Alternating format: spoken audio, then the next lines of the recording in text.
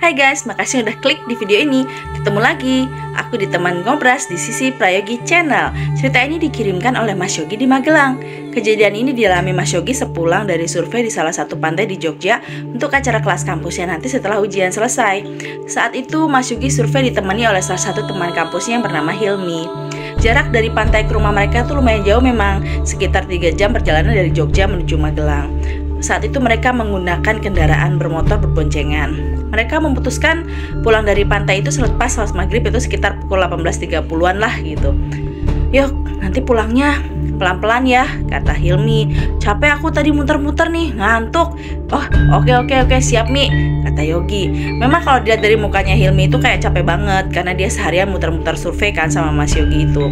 Setelah kurang lebih 1 jam perjalanan, akhirnya mereka memasuki kawasan yang hanya ditumbuhi pohon-pohon aja dan sangat minim dengan penerangan. Sumber cahayanya itu adalah dari mengandalkan cahaya-cahaya lampu dari kendaraan yang lewat baik motor ataupun mobil.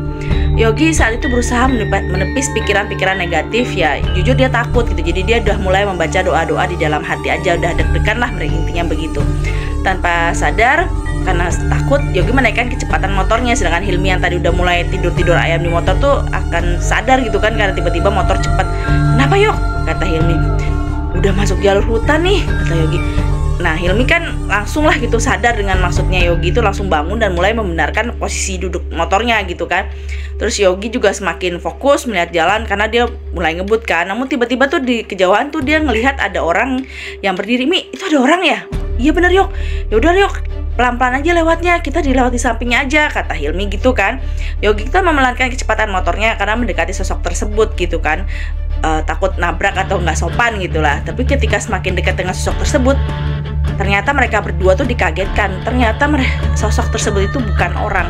Ketika sudah dekat dan tersenter sudah kelihatan dengan tersorot lampu wajahnya sosok tersebut tuh terlihat bahwa sosok tersebut itu tidak memiliki wajah.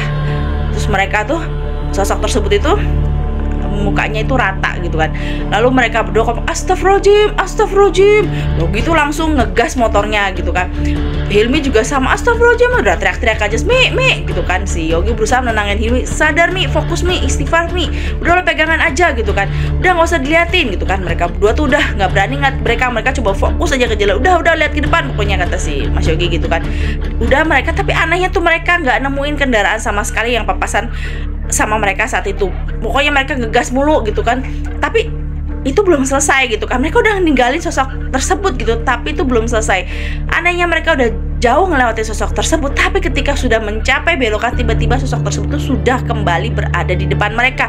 Dan kali ini Mas Yogi itu udah nggak melanin lagi, tapi udah tahu karena sosok tersebut, makanya dia menancap gasnya. Tapi ternyata ketika mendekati sosok tersebut malah melambai-lambaikan tangan ke Mas Yogi dan Mas Hilmi tersebut. Nah, udah gitu digas lagi, mereka ngebut lagi gitu kan.